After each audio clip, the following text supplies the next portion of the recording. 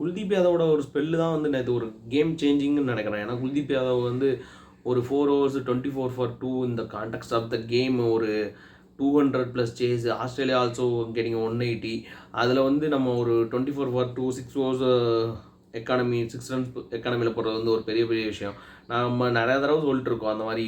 பும்ராக்கு அப்புறம் ஒரு மேஜிக்கலாக ஒரு பால் போட்டு விக்கெட் எடுக்கிற கெப்பாசிட்டி வந்து குல்தீப் கிட்ட தான் இருக்குது. நேற்று மேக்ஸ்வெலுக்கு அந்த மாதிரி தான் ஒரு விக்கெட் எடுத்தார். ஒரு அவுட் சைட் லெக்கில் குத்தி ஒரு மிடில் ஸ்டம்பை அடிக்குது. ஸோ அந்த மாதிரி ஒரு இது பெரிய விஷயம். ஏன்னா அந்த மாதிரி ஒரு மேஜிக்கல் டெலிவரி நம்ம பாபர் அசாம்க்கு ஒரு ஆஃப் சைட்லேருந்து குத்தி லெக் ஸ்டம்ப் கிட்டத்தட்ட வந்தது நம்ம பார்த்துருக்கோம். ஸோ இந்த மாதிரி ஒரு டெலிவரி தான் நமக்கு ஒரு இம்பார்ட்டண்ட்டான இது. வேணால் ஒரு பிளேயர் பயங்கரமாக ஒரு இதில் போயிட்டு இருக்கிறப்போ அவரை ஸ்டாப் பண்ணுறதுக்கு இந்த மாதிரி ஒரு டெலிவரி வந்து ஆகணும். ஸோ அதனால் குல்தீப் வந்து ரொம்ப ரொம்ப இம்பார்ட்டண்ட்டு. குல்தீப்பும் அவரோட ஃபார்ம் வந்து எப்படி அடுத்தடுத்த மேட்சஸில் கொண்டு போகிறாரு, இங்கிலாந்து கிட்டே எப்படி விளாட்றாருன்னு நம்ம பார்ப்போம்.